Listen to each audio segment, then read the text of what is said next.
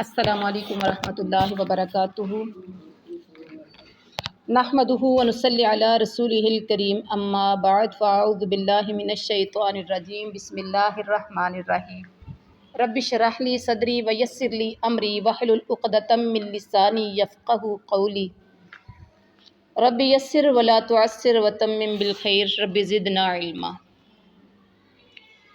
یہ بڑا خوبصورت سفر اور رسول اللہ صلی اللہ علیہ وسلم کی زندگی سیکھیں۔ تو آج کا ہمارا ٹاپک ہے ننھے حضور کا پہلا سفر۔ 4 سال دائی حلیمہ کے پاس گزار دیے، اب اپنی اماں بی بی آمنہ کے پاس واپس آئے، ماں کے ساتھ رہ رہے ہیں۔ اب اماں نے سوچا کہ ایک سفر پہ جایا جائے جس میں ننھے محمد کو ساتھ رکھا جائے۔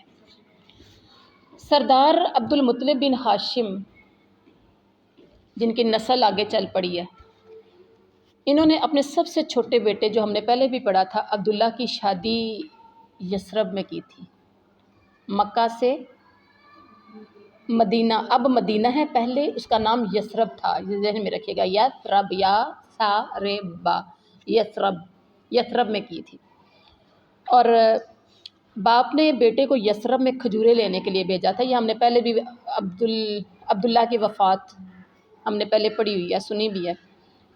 تو واپسی پر جب وہ آنے لگے تو بیمار ہو گئے تھے، وہاں یثرب میں ان کا سسرال تھا عبداللہ کا، اور بیمار ہوئے، وہیں دفن ہو گئے، یعنی وہیں فوت ہوئے، وہیں دفن ہوئے۔ اور اب آپ صلی اللہ علیہ وسلم کو دیکھا جائے، یتیم پیدا ہوئے، حلیمہ سعدیہ کے پاس رہے، اور پھر اس کے بعد 4 سال کے بعد بی بی آمنہ کے پاس جب آئے، اب 6 سال کی عمر ہو چکی ہے، 2 سال بی بی آمنہ کے پاس رہے۔ ننھے حضور حضرت محمد صلی اللہ علیہ وسلم اب 6 سال کے تھے۔ والدہ محترمہ نے سوچا کہ میکے جایا جائے، اور وہ سفر تھوڑا سا نہیں ہے۔ کتنا تھا؟ کل ہم نے پڑھا تھا 450 کلومیٹر، سنا تھا یہ 450 کلومیٹر تھا مکہ سے مدینہ دور۔ تو والدہ نے اب روز تو جایا نہیں جاتا تھا، یہاں آج کل جیسے وین، بس، گاڑی، جہاز اور بھی بڑے سورسز ہیں، وہ والا بالکل بھی سسٹم نہیں تھا، اونٹ گھوڑے پر سوار ہو کے جایا جاتا تھا۔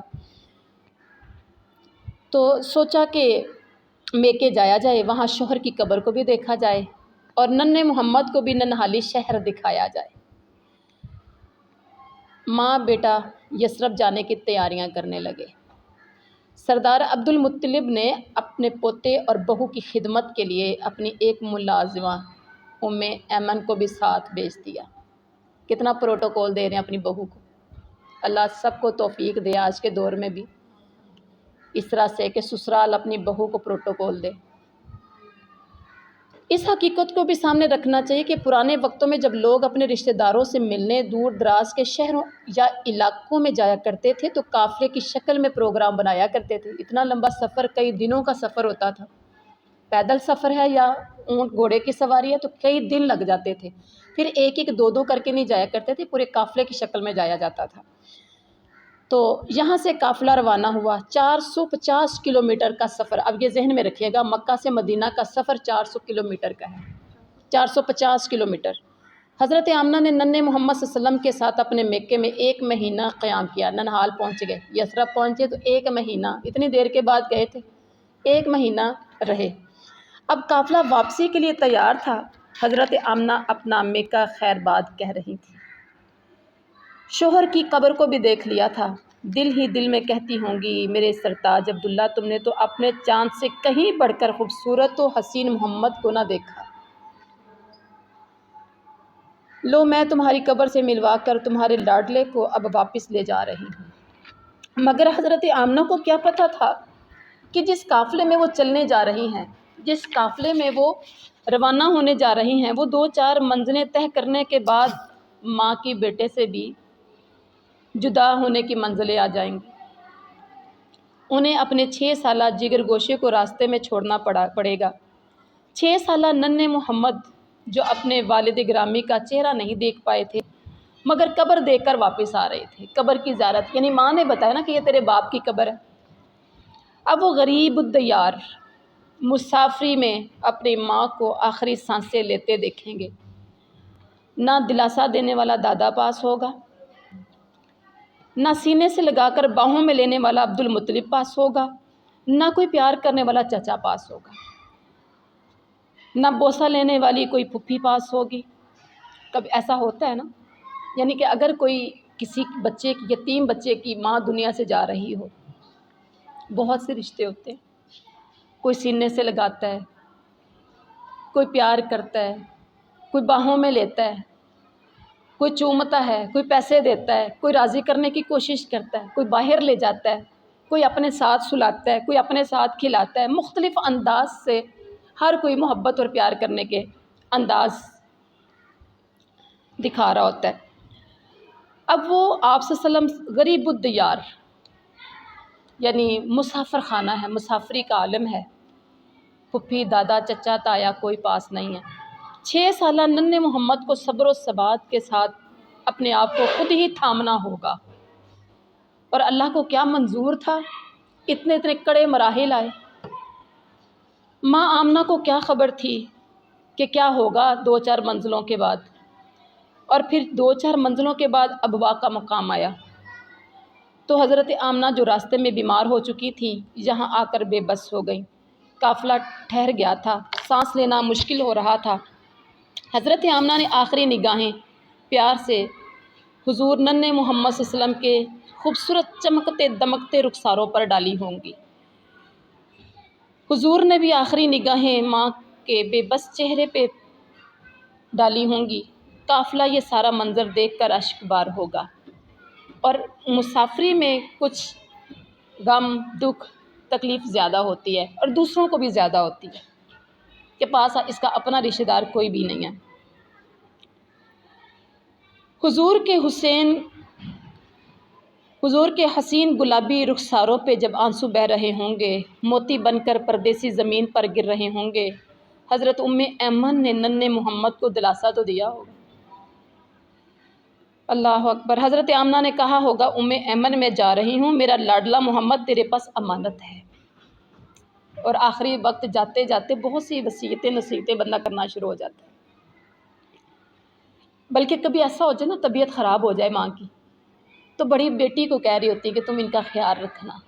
ایسا ہوتا ہے، چاہے بعد میں ماں ٹھیک ہو جائے، اور بڑی بہن ہو تو اس کے یعنی کہ اس کو کہنا شروع ہو جاتے ہیں کہ میرے بچوں کا خیال رکھنا، یا شوہر کو کہنا شروع ہو جاتی ہیں، حالانکہ بعد میں ٹھیک بھی ہو جاتی ہیں۔ یقیناً بی بی آمنہ کا بھی وہی حال ہوتا ہوگا کہ ایمن میں جا رہی ہوں، میرا لاڈلا محمد تیرے پاس امانت ہے، جا کر یہ امانت محمد صلی اللہ علیہ وسلم کے دادا کو دے دینا، راستے میں محمد کا خیال رکھنا۔ لو بیٹا میں جا رہی ہوں۔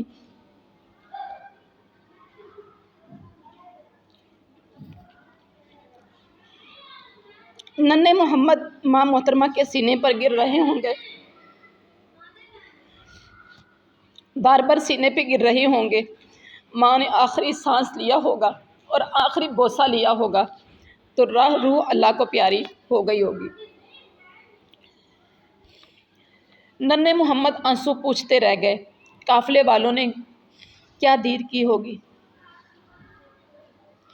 جان قبض ہوئی تو کتنا دیر قافلے والوں نے کرنا تھا، کتنا رکنا تھا۔ دیر کرنے کا بھلا موقع بھی کہاں ہوتا ہے سفر میں۔ جلدی سے قبر کھود دی۔